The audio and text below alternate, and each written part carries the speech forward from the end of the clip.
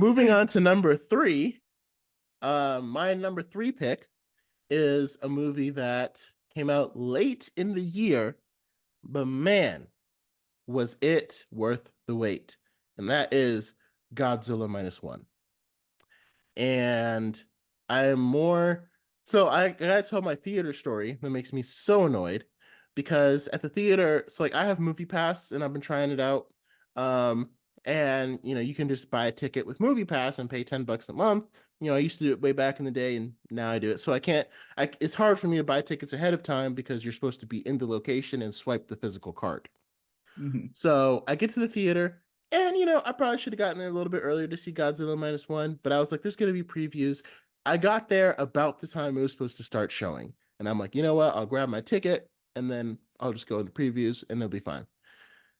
The person in front of me was taking fifth like 10 to 15 minutes to decide what they wanted to eat. Like popcorn, hot dogs. Like, oh baby, do you want a hot dog? Oh, do you want candy? Oh no, I don't think so. Oh, can we put some butter on that? And I couldn't buy my ticket. It made me so mad because I was sitting there in line waiting to see this movie, and these like they needed a separate line for food and tickets. And I hate how movie theaters just put it all in the same line now. Sorry, that was my little rant. So I missed the first 20 minutes of the movie.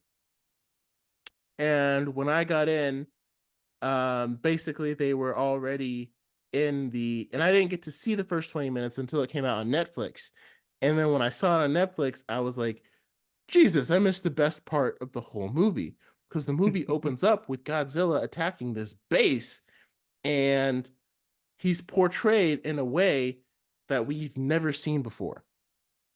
And like even just the sound design, like I was watching a bunch of Godzilla fight scenes from the MonsterVerse Hollywood, where he fights like King Ghidorah and Mecha Godzilla and all that stuff. And like Godzilla's cry in Godzilla minus one is so much better. It's throaty and meaty because like in the MonsterVerse movies, they make Godzilla's cry more like a shriek of like a lizard, which he does kind of look like Mhm. a giant lizard, but like it's very shrill. But Godzilla, like in Godzilla minus one, it feels like a roar. Like we're getting close to like T-Rex territory. Mhm. And it kind of made me think of, I mean, the first 20 minutes made me think of um Jurassic Park, the way Godzilla was like hunting and the way he was like it felt just like that. And we've never seen him portrayed like that before. Like usually Right. he's just like yelling and smashing buildings. And so I it was fantastic. It was really refreshing to see Godzilla as the villain, like completely 100% the villain. Mhm. Watching Japan like try to navigate the devastation after World War II um was incredible because we never see it from that perspective. This movie was made by Toho, but most of the time, like I feel like people in the US, especially if you live in the US and like American movies and stuff, like if they ever depict World War II, they're always just talking about the Nazis and how important it was to defeat them. And we never really explore the aftermath of the like what it was like for Japanese civilians after those bombs were dropped on them. Like Godzilla minus one was kind of a fantastic follow-up to Oppenheimer. It's almost like you should watch like Oppenheimer and then watch like Godzilla minus one right after to see that like all this devastation and stuff they were talking about, but they still celebrated it for dropping the bombs. And it's like, okay, well, let's go look at the lives of these people that you just dropped these two nuclear bombs on. Right. And it wasn't like a cry for sympathy either, which I think I really loved. It wasn't like you kind of naturally build empathy. It wasn't like a pity play almost. Like look at how pitiful this is or look at how devastating your country has been. It was just like this is what this is the world that they're living in and this is how this community is going to come together despite everything that they've been through.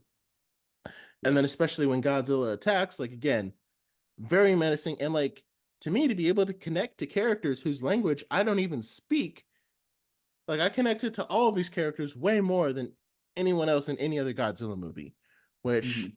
I feel is just a testament to really good writing. Um, and their Godzilla, I think, looked just as good as the MonsterVerse Godzilla. So it was just a triumph all around. Yeah, I this movie is my number two pick Yeah, for favorite okay. movie of the year. I love this so much. It it was so refreshing to see. In 2016 we had Shin Godzilla from Toho, and Hmm. that has been revered as like probably like the best like modern Godzilla, if not one of the greatest of all time. Oh, And I really? had not seen it before. Hmm. And I still have not. Because I'm working my way through all of the Godzilla movies because this one paid so much reverence to the the character of Godzilla. Um, I after watching it, I went back and I watched the very first Godzilla movie, which came out. I want to get my dates right. Well, you're going back to like the 50s. Yeah, it came out in 1954.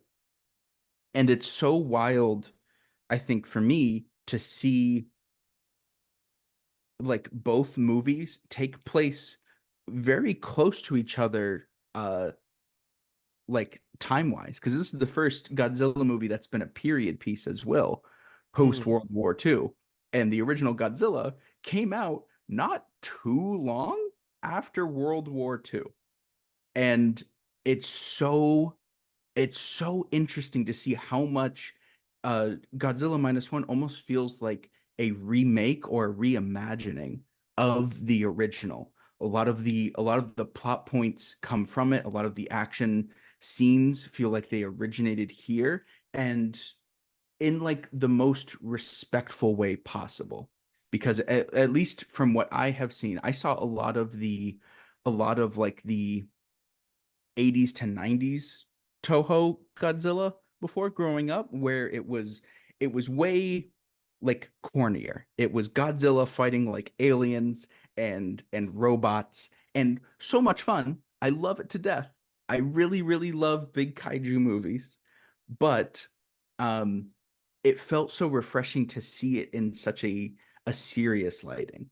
And I agree with your sentiment that this almost feels like required watching with Oppenheimer, because Oppenheimer feels like it's so focused on the consequences of dropping the bomb. And here we get a movie that feels purely intentional to just be metaphorical of the effects of said bomb dropping on innocent lives.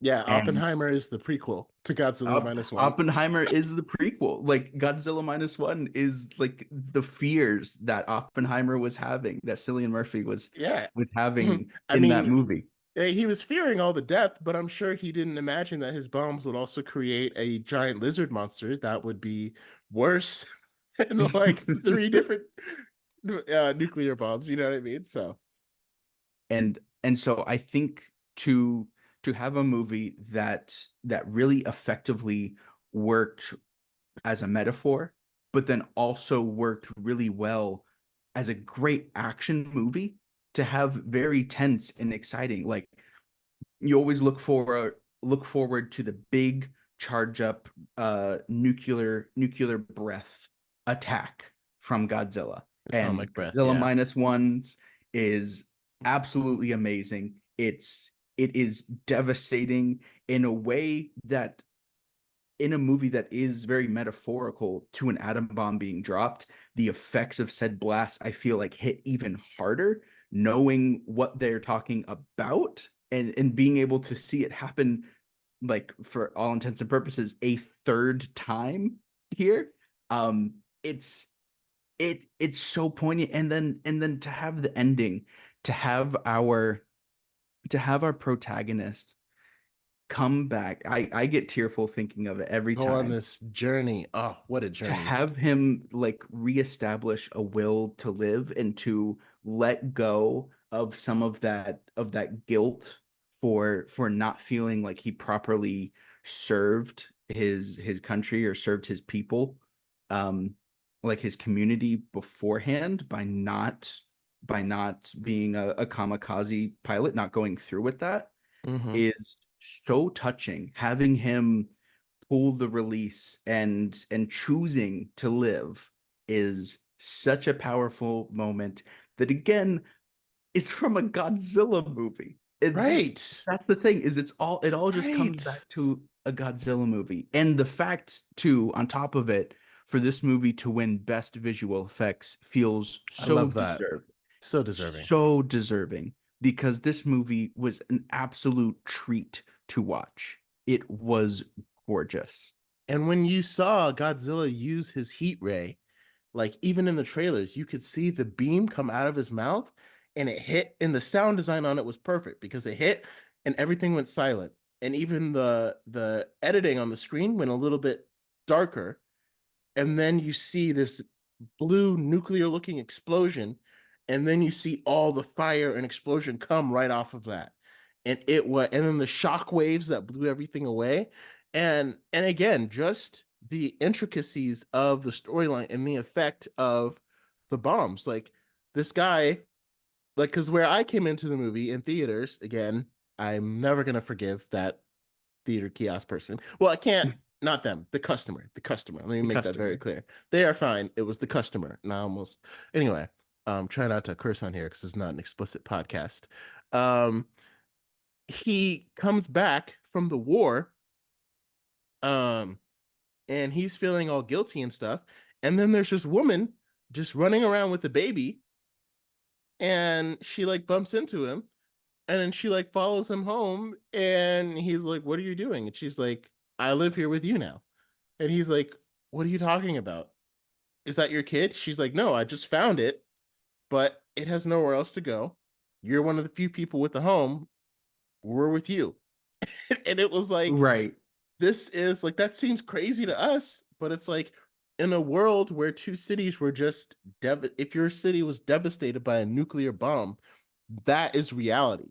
That's what's going to happen. She was like, "If you don't let us move in, we're going to die."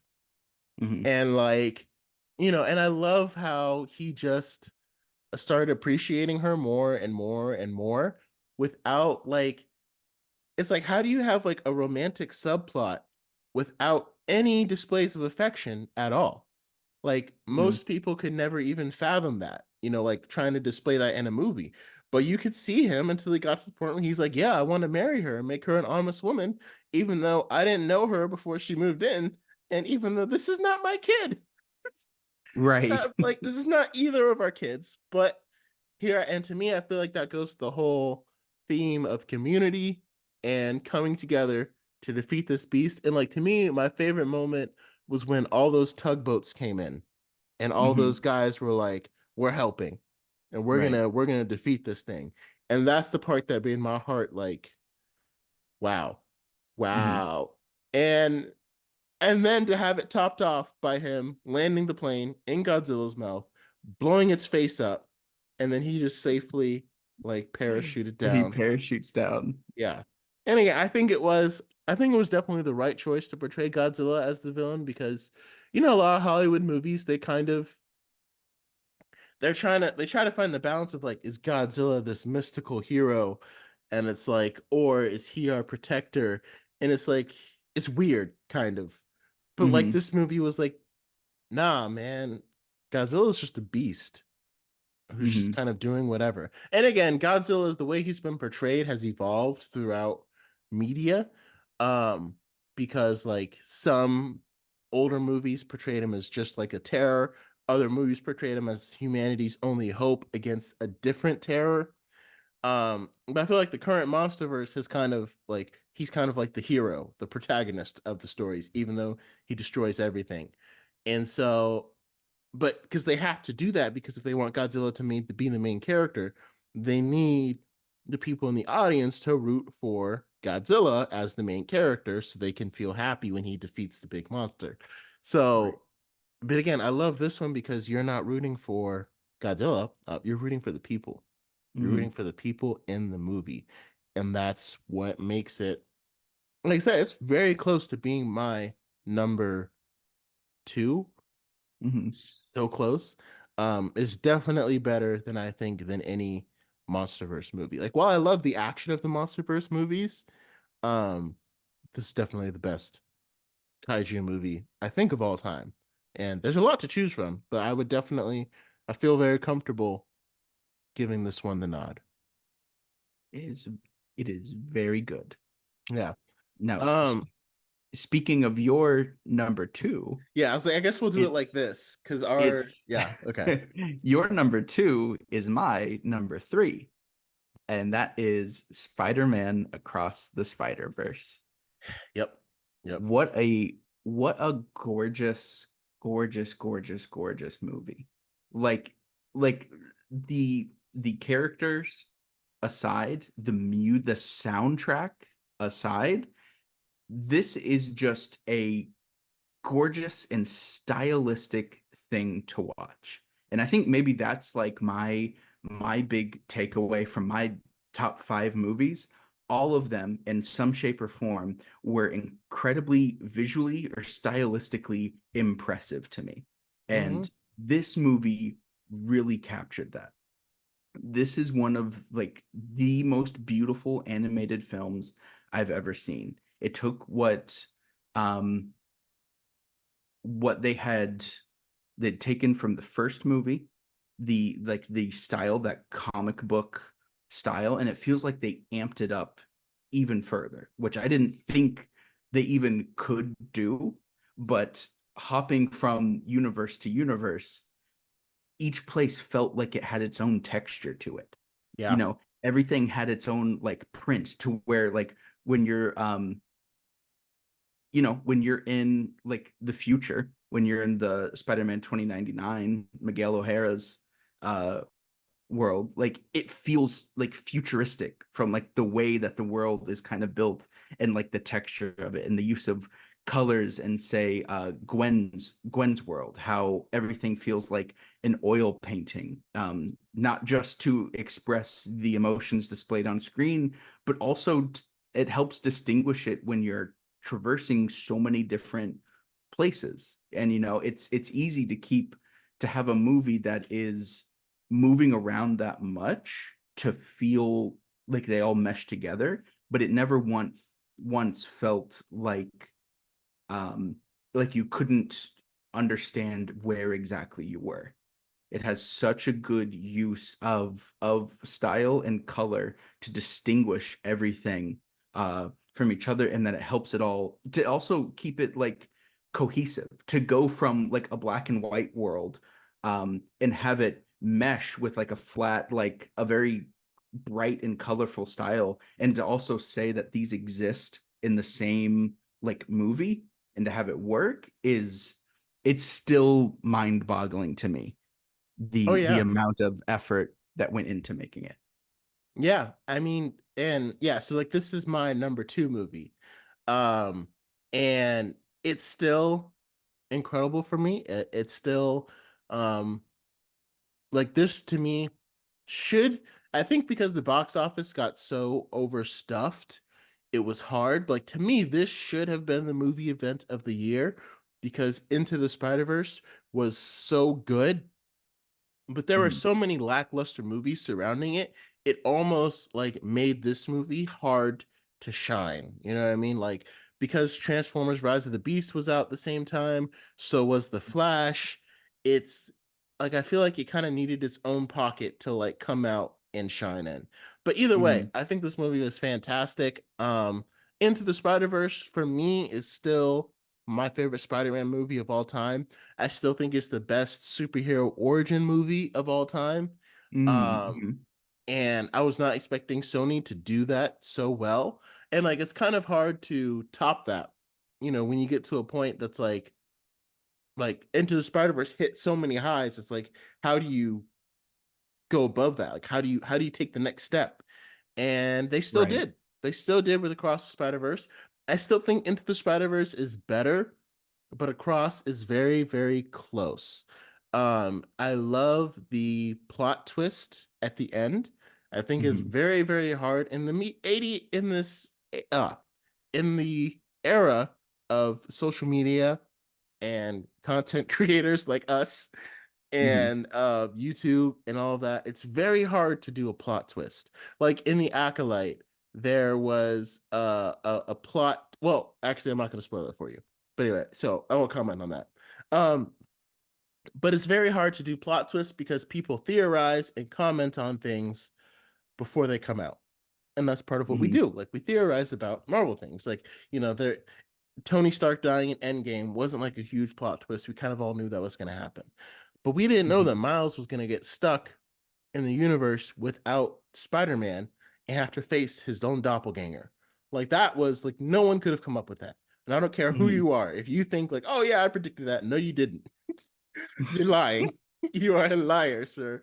Because that was crazy. And I really Uh, love the way they showed Miles growing up. He's older, a little more built, like he's becoming a teenager. And I think hmm. that aspect easily could have been lost, because like I feel like animated movies that have sequels, they don't always like really portray. Like I feel like this is my favorite portrayal of him growing up. Hmm. And the movie was still absolutely hilarious. But again, the reason why this movie hits me at number two is because I freaking love the villain. The Mm. spot was perfect. Hmm. Perfect, perfect, perfect. My only complaint about this movie is that we didn't get more of him. Like, you could have Really? taken Miguel O'Hara completely out for me and just had Miles versus the spot the entire time. Especially their banter back and forth at the beginning of the spot, at the Hmm. beginning of their fight, when he's Hmm. trying to steal the ATM machine and he's like, "Well, it's really not your money, it's the bank's money." Like I almost peed on myself. I was laughing so hard. Hmm. And I love how the character comes from an origin of like he's directly related to Miles. Like Kingpin kind of felt like in Into the Spider-Verse, Kingpin was the villain who kind of created everything. But he kind of felt more like I'm not gonna say generic, but it's like we kind of had him there so that way Miles could shine, so we could get Miles a story. Because again, a lot of Hmm. people were familiar with Kingpin by then. He was kind of like an easy choice. He was kind of a safe choice. Um, Hmm. and I know the spot from I used to watch the animated Spider-Man back in the 90s. Um, and he was a character. He wasn't in it for very long, only like a couple episodes. But I used to watch that with my dad all the time. So this Hmm. was like part of my childhood coming to life, but in the Hmm. best way possible because his dynamic with Miles was so great. Like while they're fighting, he's like, you're answering your phone while you're fighting a villain. You won't answer your phone at a traffic light, but you'll answer your phone while you're fighting me. And he's like it's Hmm. just I loved it. I loved every second of it. I felt like, and I tried to look up the actor who voices him, and the actor Jason Schwartzman. is Jason Schwartzman. Okay, yeah, and he's in Asteroid City. Hmm. Um, and now I have a lot more respect for him because like I haven't really seen Jason Schwartzman in anything else. And I like the voice, I thought I recognized it too. But like if you watch Asteroid City and then watch Across the Spider-Verse, you do not know it's the same person. Very different characters. Very different characters. And he oh, and he was in the Grand Budapest Hotel. Okay, so he has a relationship He's in a lot of Wes with Anderson Anderson movies. movies. Okay. They have a tight relationship. Yeah.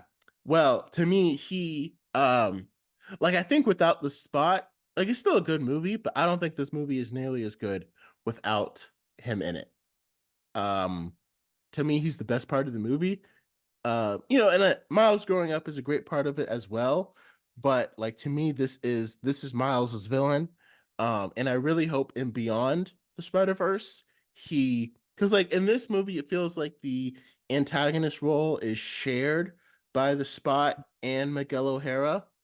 And I Hmm. hope because like it started with the Spot, and then it went more to Miguel O'Hara, and now it seems like the third movie we're gonna have Miguel, the Spot, and Miles' doppelganger for the Prowler.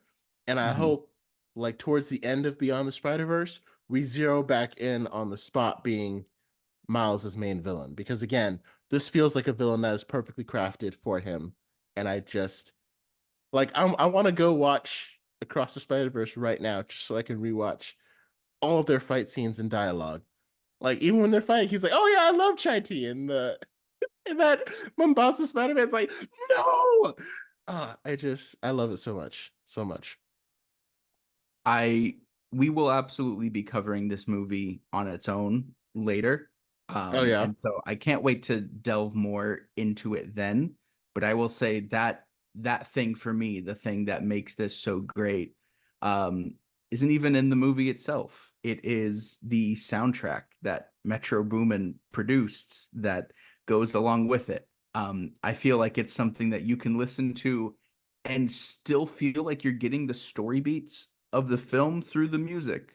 Like it's that impressive of how good the original album is. I wish we had this in more films, corresponding albums that are just absolutely stellar that go along with it. Again, we will go into more depth about this later, but it is worth your time. we will have to because we'll also have to talk about because Into the Spider-Verse, like it was very. I remember I can't remember if I told you or your wife, but like Kendrick Lamar did the Black Panther soundtrack, Hmm. and I can't remember who. Like I don't think there was one person who did the Into the Spider-Verse soundtrack, but I remember being like, I like the Into the Spider-Verse soundtrack more than the Black Panther soundtrack. Like Yeah. Kendrick Lamar's Black Panther album, I like Into the Spider-Verse more because I feel like it fits with the movie itself more. And Yeah. that was like a huge hot take. And like we had a super long discussion about that. So like, yeah, we'll have to Yeah, because cover this later. she preferred Kendrick Lamar's Yeah. And album. again, it's hard to pick anything over Kendrick Lamar. I totally get it. And not saying like the Into the Spider-Verse track was perfect, but just those tracks, like I felt like I was listening to Miles's journey when I listened to that album. I didn't Right. really get to Child's Journey when I listened to the Black Panther soundtrack. It kind of felt more like an abstract take on it, which is good. Like we're already starting to get into it. So we'll have to do that, earmark that for another time when movies are when there's not really much out. But yeah, we should definitely talk about that. I thought this movie would hit 1 billion. Let me see how much it did. Across the Spider-Verse. Because it did pretty well. Yeah, it almost hit 700 million, which is still like really, really good. You still made back your budget and then made a nice profit. But I really did think it had potential to hit 1 billion. So I guess when I say like, I feel like this movie should have made $1 billion, I think it's mainly because Super Mario Bros. Did make $1 billion and like that Hmm. became the top grossing animated movie. And like, I enjoyed Super Mario Bros. It's on my top 10 list, but I mean, it's not Across the Spider-Verse. And like when Super Mario Bros. Came out in April, it had no competition at all. There was nothing else in theaters. So that's why I feel like if you Hmm. switch the release dates of Across the Spider-Verse and Super Mario Bros., maybe you do hit that $1 billion mark with Across the Spider-Verse. Because like I said, I feel like the box office competition as well as the slog of just really lackluster movies in the box office at the time Hmm. kind of contributed to it not reaching its full potential. I just saw a post the other day. It was like sometime last month, but this year we were supposed to get Beyond the Spider-Verse Right. and it was supposed to come out. It was like someone posted like this was supposed to be the day. And it's like because it's probably not coming until like 2026, It hurts your which heart, doesn't it? it really does. It really does hurt it. And like I said, I think the reason why this movie is 3 for me compared to Godzilla -1 is because I think the Spider-Verse things got it's starting to get really big and it feels a little hard to manage and like keep up with because like we've got like a Spider-Verse and the multiverse, but like the Spider-Verse is connected by a web, but like it feels like it's getting really big. Like once we kind of like the Spot is a multiversal villain, but I feel Hmm. like once Miles, because like a lot of the powerful emotional impact moments were when Miles was in like the Spider People's headquarters and all of that. Hmm. Um, but my favorite part was because again, Into the Spider Verse was still very grounded, even though it was such a multiversal movie. Like it was still grounded, took place in this universe, and I feel like him fighting the Spot was reminiscent of that. So I think as it got bigger, it was like a little bit hard for me to connect with it in the same way. So I'm Mhm. interested to see how Beyond the Spider-Verse, like if they'll scale it down or if it'll get even bigger. It kind of has me a little bit worried, but that's why, it didn't end up shooting up to number one or number two, because I felt like if you kept the whole movie of just Miles fighting Spot, it would be hard for me not to say this was my favorite movie of the year. Like Mhm. I loved it so much. So it's time. We've been doing this for a lot longer than we anticipated. But As is the standard every for single us. time. But it's a good thing that our number twos and number threes kind of overlapped, so we were able to like do them together. Because And even God, still, we're running longer than we thought. if you made it this far, like God bless you. Thank you so much. Like I want to start going live for these things too. We'll have to figure out how to make that work. But anyway, You're a enough real random one talking. if you watch to the end of our of our Yes, video. yes. But you need to be, because you got to hear these number one takes. And so I'll go first with mine. My number Mhm. one movie is American Fiction, which I thought it was going to be good when it came out. It has a host of stellar actors in it. First of all, Mhm. Jeffrey Wright, who's quickly starting to march into my category of like, if he's in a movie, I will just go see it to see him in it. Um, Mhm. there's a couple of actors like that. Like Tracy Ellis Ross, who's fantastic and Blackish. But I loved her. My favorite performance by her was in The High Ground, or The High Note. Sorry, not The High Note. The High Note with Dakota Johnson Mhm. and Ice Cube. That movie was actually fantastic. And I loved her in it, especially because she's Diana Ross's daughter. It was like the perfect movie to have her play that role in. Um, and she was a huge standout in American Fiction.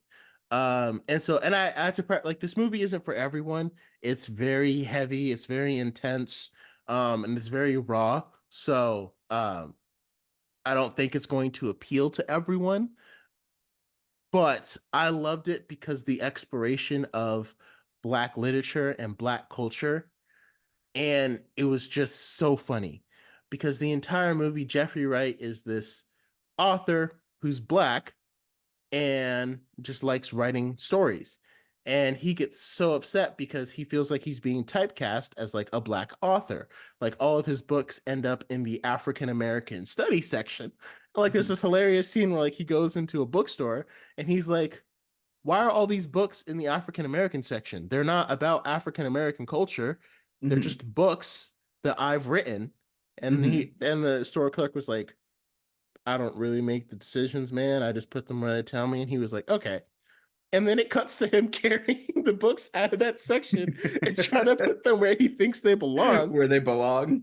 Right. Because he's like, this is not Black literature. This is just a Black guy happened to write it. And Mhm. so, he gets so upset and like a publisher's not picking up his book.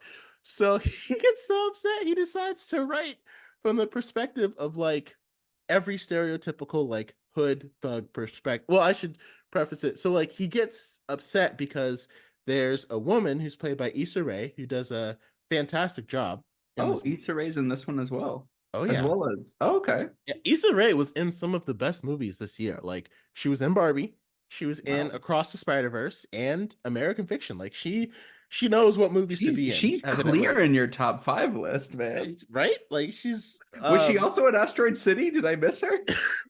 I don't think she made it into that one. She probably didn't have the sketch. That probably would have been a scheduling conflict with everything else she Oh, did. true, true. Uh, but so she plays a famous author who wrote this book about growing up in the South.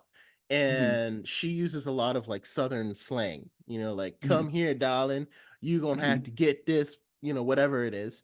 And he hates it because it's become like critically acclaimed.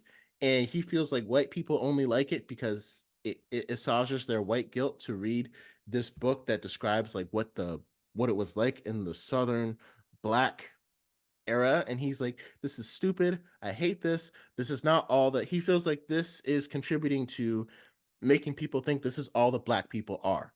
And he's like, even the author herself, he's like, she went to like she went to a expensive university.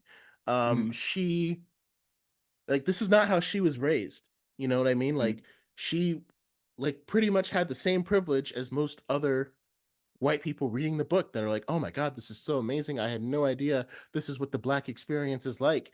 And for the main character, he's like, "That's not the Black experience. It's just the Southern experience." Like, it makes him so, upset because he feels like this is why books that I write aren't as popular because I don't write for, like, trying to illustrate the Black experience. I just write stories and I happen to be Black.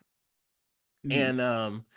And it's such an interesting dichotomy. It also really works that Issa Rae is the one playing her too, because like Issa Rae went to Stanford and her family was very wealthy. So she's like the perfect person to portray this role. But she's also been in a lot of movies that explore um race relations and African American culture. So like even just the casting of her was perfect. So Mhm. anyway, he writes this book and like basically from the perspective of like every stereotypical thug, like just take a Young Jeezy album and turn it into a novel. And that's what he wrote basically Uh-huh. the whole time. And like when he's answering the phone, he's like, they're like, hey, uh, so like he sends it to his publisher, sorry, to his agent. So I just love it so much. I'm getting like distracted here. He Mhm. sends it to his agent. His agent is like, really, man? Like, really? Like his agent can tell what he's doing. And he's like, hey, this is just the book that I've written. And he's like, just send it out to publishers. And the agent's like, whatever, man, I'll do it, fine. And he sends it out, and this one publisher loves it. And they offer him like millions of dollars. Mhm. And when he's like, okay, so, and his agent was like, yeah, man, we got to do this, but you got to pretend to be. And he writes under a pseudonym too. I should explain. He writes under a pseudonym so people don't know who he is. And so the agent calls him and he's like, all right, like play the role. And he was like, yes. And the agent was like, is this the author of the book? And he was like, oh, yeah, yeah. God dang it. Ma effa. Like he just starts like having to like he Huh. has to play the role of the book as like the author. And she's like, I just felt like it touched me in such like a way to explore like what you go through, what your experience is like growing up like this. And like you could see Jeffrey Wright like rolling his eyes. And it's like, I don't know, the entire movie is such a great exploration of the facets of African American culture and Afro American literature and like the Black experience. And I feel like it's one of the not one of the first movies, um, but it's one of the I think one of the first movies I've seen that highlights how different the Black experience can be. Um, Mhm. a lot of it's about environment, a lot of it's about, culture, but it's not all the same. Mhm. And it's just a really powerful movie. I mean, Sterling K. Brown gives the standout performance in it Oh, as well wow. as he usually does. Oh yeah.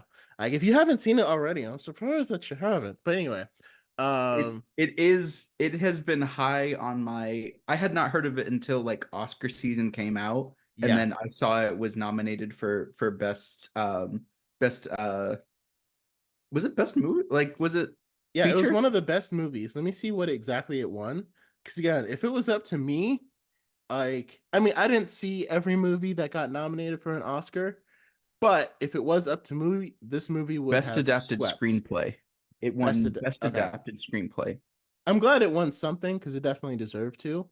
And it doesn't feel like an Oscar bait movie either. Like it Mhm. feels like a very real movie. And I think just like my life, like I feel like I connected with it more too because um, me growing up, I have my parents like gave me a very sheltered and protective life. So like my experience doesn't mirror like the Black experience. Like I was talking to somebody and it's like if you compared my wife's story about where she lived, like if you told everyone her story and you told everyone my story and you told them we were an interracial couple, you think she was the Black one and I was the white one. Because I was Mhm. like, yeah, I lived in the same house 23 years.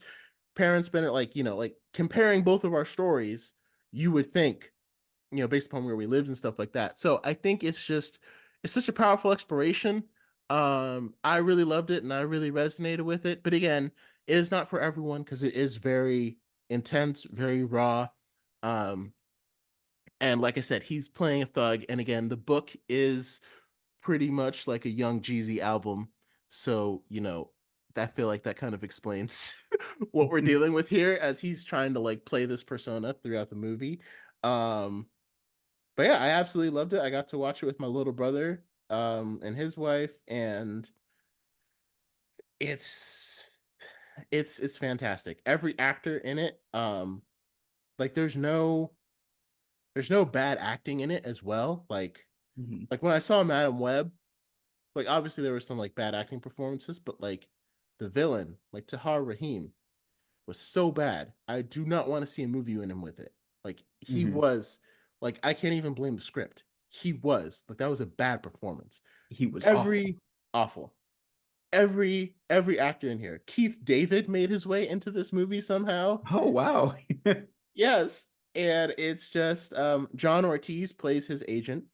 Um it's fantastic. And it's like I said, if you really like raw movies, if you like intensity, you'll like this movie. It's definitely I would call it a family movie. I mean, obviously, but and I think anyone of any race can really enjoy it. Like, it's not just like a like it feels like there are some movies out there that feel like is like only black people will like this, but like again, I feel like it has a very broad range of people that will like it.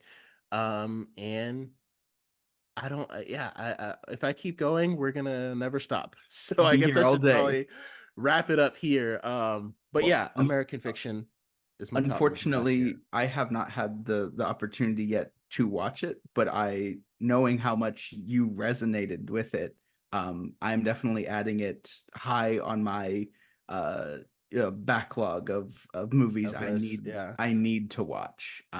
And like I want to do so that's why like later this year I want to do our top movies of 2024 at the end of the year. But Mhm, it's gonna be hard because I didn't see this movie in theaters. I wish I did, but I didn't mhm, see it till it came out on Peacock, and it mhm. came out. It's either on Peacock or Prime Video, and it came out like at the beginning of this year.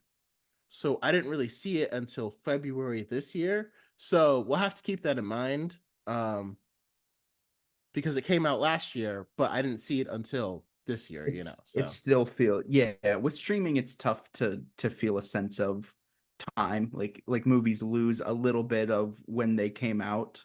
yeah. It's tougher to gauge, but Yeah. So like I said, not for everyone. I know I keep saying that, but I'd have to make sure I establish it. But yeah, that is my number one pick. So Ty, what is your number one pick for movie of the year in 2023? my number one movie, which kind of was a surprise for me. I didn't expect to like this movie as much as I did, but it is Poor Things by Yorgos Lanthimos. Have you ever seen any movie by Yorgos before? Like Killing of a Sacred Deer or The Lobster with Colby Smulders? I had not heard of him. I didn't know he did a movie with Kobe Smulders though. Mm-hmm. Um, so he is a very unique director. His movies are very like capital W weird, Yeah. and I feel like I could um, tell from the trailer of this one. yeah, Like you don't even have to and watch it to know. uh, I won't explain what the story the short of it is. Poor Things is a kind of a Frankenstein movie, but also a coming of age movie. It Hmm. follows Emma Stone, who is kind of brought back to life by a Frankenstein-esque uh Dr. Godwin Baxter, who is portrayed by Willem Dafoe, and the movie kind of follows Bella Baxter kind of just finding herself in life, and it is told in such a raw and um in a way that doesn't feel like it holds anything back. Like it is not afraid to expose a lot of the truths of life that I feel we don't just talk about on a day-to-day basis. Hmm. And in doing so, it feels like it's really just trying to explore what it means to, um, number one, what it means to be a woman in society, what it means to have like autonomy over yourself. There's kind of a there's kind of a twist that I won't get into that can make it kind of difficult to watch. Like this movie, I would say is very it can be very uncomfortable at times, despite being like a comedy at its core. Yeah. Um, and it's and because of it, it really challenges you as a movie goer. But in doing so, it really speaks to what it means to be, and in that way it feels existential, and I feel like he captures this like absurd premise of a movie, and he captures it really well with the way that he directs the film, the way the set design, and a lot of the ways that I praised Asteroid City, and I talk up its praise of how unique Wes Anderson is. Yorgos feels just as unique, but in a very different way.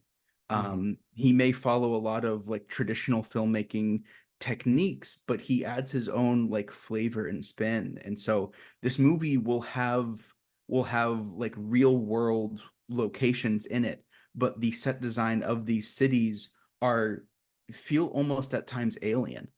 Like it feels like you're in another world, and it feels fantastical, and it feels dreamlike in this surreal way that matches this absurdity. Everything in it feels simultaneously understandable. Like, yeah, totally, that is very believable, while at the same time being the most ridiculous thing that you've ever heard of or seen. Yeah. And it's such a fine line to walk that I don't think even words can express without seeing it, which I think is a testament to the film, is because you can't sum it up outside of watching it. I think any review or essay that you would read of anyone talking about Poor Things inherently doesn't do it justice, because this is a movie that is made to be watched, and um and it's so special. Like I really don't think I've seen anything like it before. Yeah. Coupled with that, you have Mark Ruffalo being absolutely like like devious and such like a dirtbag, yet being one of the funniest characters to come out of last year. Like he is so whiny and so so funny in how awful he can be, that it's funny to laugh at him. Like look at this small pathetic man, and it feels so good to see him like express that, being outside of this like typecast. Like I feel like the like him portraying Bruce Banner in the MCU has really kept Yeah. him like in this bubble, whereas Mark Ruffalo has been in so many great movies and has great range that Well, I was it's going to ask you, does this performance of his top his 13 going on 13 30 going on 30. performance? I Yeah. don't know. He's kind of like a little heartthrob in 13 going on 30. He I think I prefer 13 going on 30 for Mark Ruffalo. But Okay. this is a close second. This is a close second. Very close second. Oh, that's But funny. uh but for me, the real standout, the thing that if you only appreciate this movie for one thing, this is the thing to do it. It's Emma Stone's performance. Like because of the nature of the movie, her coming to life and essentially like learning life and starting off very adolescent. um it Her physicality is something that I haven't seen. It's very reminiscent of like Charlie Chaplin movies, how physical she is with the comedy and the way she walks, because the progression of the movie, she slowly gets like older, as being as vague as I can be. She starts off very, very adolescent, very young, and she portrays that with her body, the way she moves very stiff and almost robotic. It's like you're watching a toddler being thrown into the body of a woman in her 30s. You know what I mean? Hmm. And the fact that she's able to very subtly and very slowly progress, it never feels like a hard switch of like, okay, we're done with like toddler like walking. Now we're on to like teenage walking, and like the way you're presenting yourself and walking about a city and handling yourself. It's such a gradual and subtle change. And especially considering how movies are filmed out of sequence, to be able to just lock in the exact right way to move your body and the exact right way to deliver lines in every scene is dumbfounding how good Emma Stone is at portraying that. It is the thing to watch in this movie. I think this she so obviously she's the one who won uh Best best actress. best actress Hmm. for this role. I think it so clearly had to go to her. I think this might be one of like a top three performances ever for me with how Wow. Okay. how good she is. Again, uh words are very difficult to Yeah. express without seeing it in person. Because, like, in comparison, you had Annette Bening in Hmm. Naiad, Lily Gladstone in Killers of the Flower Moon, Hmm. Sandra Hüller, Anatomy of a Fall, and Carey Mulligan in Maestro. Those were the other nominations. Hmm. So you can kind of see why, like I said, the performance that you mentioned explains why Emma Stone won. And I didn't realize, I thought, because I knew Oppenheimer had the most nominations, but I wasn't sure who had number two, but it was actually Poor Things. It was Poor Things Hmm. had the second most nominations, then Killers of the Flower Moon, then Barbie, then Maestro, and then American Fiction was tied with five other movies for five nominations. Um, Right. and I think only Oppenheimer and Poor Things were the only movies with multiple wins. Because American Fiction got nominated for five different ones, but it only won one of them. Oh, I think Zone of Interest won a few. Oh yeah, Zone of Interest won a couple. Yeah, yeah.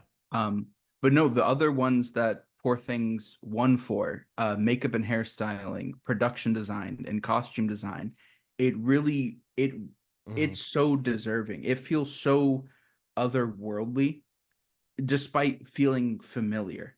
Like I've never been to Paris, but the depiction of Paris feels it feels like an unromanticized version of Hmm. Paris, yet also quirky and impressionable in a way that again is just it's unlike any other movie I feel like I saw last year. It was Yeah, so visually striking and unique considering all the other movies that we just spent a lot of time talking about, or at least that I had that really stuck with me how unique they were. Um this is a movie that I'm going to be thinking about for years down the line. It's a movie that I'm gonna want to think about for years down the line. It is not for everybody. It is definitely uncomfortable at times and challenging, but past that for me, it becomes such a special movie. yeah. And I think for both of our top lists, like you said, it's kind of both of them are intense and raw in their own way of like what they explore. So yeah, yeah. I think for our top list, say that it's not for everyone is like, I can say it's an understatement, but um, yeah. And I'm glad that like and like that's kind of what led me to watch American Fiction was because it was nominated for so many Oscars. But you had already seen Poor Things before it was nominated for all these Oscars, right? Did you see it in theaters? Because I know it came out late last year. No, I never got to see it in theaters, unfortunately. Okay, you just watched it when it came out on streaming. Yes. Yeah, yeah. So that is our top five list. Do you have anything to wrap it up or anything you're excited for going into 2024? Yes, Yorgos Lanthimos has another movie coming out this year. I think it's like actually coming out very soon. And it is in part starring Emma Stone again. They Yeah, worked on a couple of projects together back to back. they're starting It's to create that that partnership. Like I said, Ryan Coogler and Michael B. Jordan, Martin Scorsese and Leonardo DiCaprio, even Ryan Reynolds and Sean Levy, like they're all like these actor director super teams are just starting to form. except this time he's got Jesse Plemons in it. Jesse Plemons is so good. Love Jesse Plemons. He's like Underused in Civil War. he's some of my favorite parts of any movie that he's in. Oh yeah. Oh yeah. He was there's an episode of Black Mirror that has Jesse Plemons in it. Mhm. Look it up and thank me later. It's so good.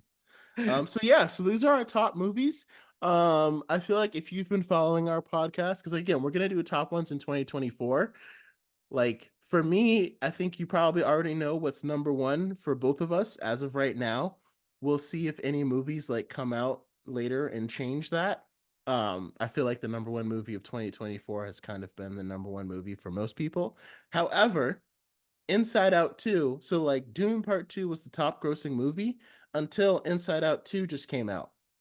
So I might have Has to it see that on surpassed? streaming. Yeah, it surpassed Inside 2 is about to make $1 billion. Wow. People are absolutely loving it. And so I don't know if I'm going to see it in theaters. I'm probably just going to see it when it comes out on streaming. Because I don't have kids. So like I don't really need to go see this in the theater. But let me check. I'm gonna check what it's at right now. It is 835 million.